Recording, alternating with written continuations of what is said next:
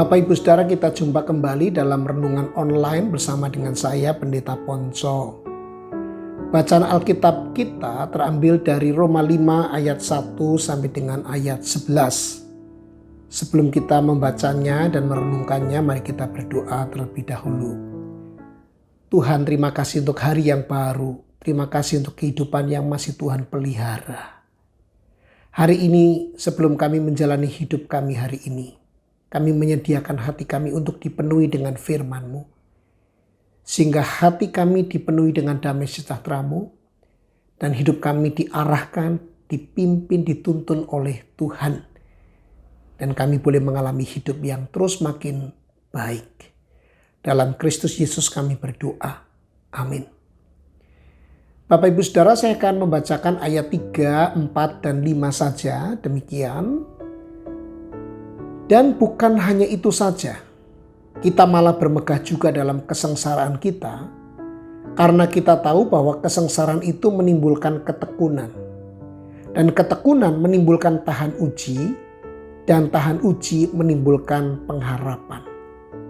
Dan pengharapan tidak mengecewakan, karena kasih Allah telah dicurahkan di dalam hati kita oleh Roh Kudus yang telah dikaruniakan kepada kita.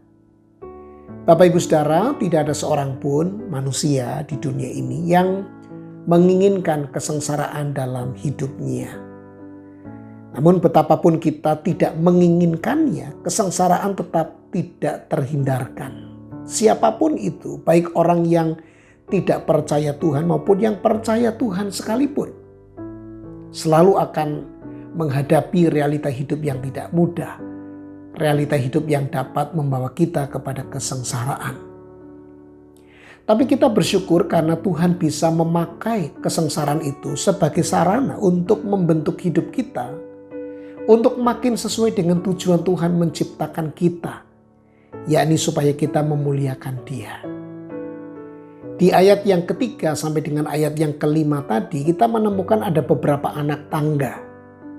Saya bisa sebut sebagai anak tangga. Tangga yang pertama adalah kesengsaraan. Kesengsaraan ini dalam kenyataannya sering dipakai Tuhan untuk membentuk kita menaiki tangga berikutnya, ini ketekunan. Kita pernah diingatkan untuk tidak selalu membuat jalan hidup anak kita lancar, bukan? Tapi justru kadang perlu mengizinkan anak kita untuk menjalani hidup yang sukar. Karena kita tahu bahwa dari pengalaman yang sukar itu anak justru belajar untuk berjuang. Anak belajar untuk bertekun. Dan ketekunan itu melahirkan tahan uji menjadi makin tangguh. Dan inilah tangga berikutnya. Dan orang yang tangguh pastilah akan memiliki sebuah pengharapan untuk mendapatkan hidup yang lebih baik. Ia akan terus berjuang dan berjuang di dalam ketekunannya dan kian tangguh untuk meraih pengharapan. Dan Tuhan sendiri berjanji bahwa pengharapan itu tidak mengecewakan karena ada Tuhan yang mengasihi kita. Dan ada Roh Kudus yang juga mengasihi kita. Maka mari Bapak Ibu Saudara, kita mengubah sudut pandang kita di dalam melihat kesengsaraan atau kesulitan hidup kita. Kita melihatnya sebagai salah satu sarana di tangan Tuhan untuk kita bisa menaiki tangga, naik kelas, sehingga hidup kita menjadi lebih baik lagi, lebih maksimal, dan tentu saja memuliakan Tuhan yang sudah menyelamatkan kita. Mari kita berdoa. Tuhan, terima kasih untuk firman-Mu. Ubahlah sudut pandang kami terhadap kesengsaraan yang mungkin hari-hari ini kami sedang alami. Tolonglah kami. Dengan kami berpegang kepada tangan Tuhan. Kami boleh menaiki anak tangga ini. Untuk mengalami kemajuan hidup yang lebih baik. Dan memuliakan Tuhan. Tolonglah jemaat-Mu hari-hari ini ketika sedang mengalami kesengsaraan.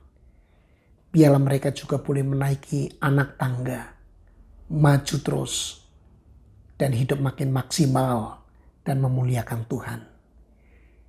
Inilah doa permohonan kami dan syukur kami yang kami mohonkan di dalam nama Tuhan Yesus Kristus.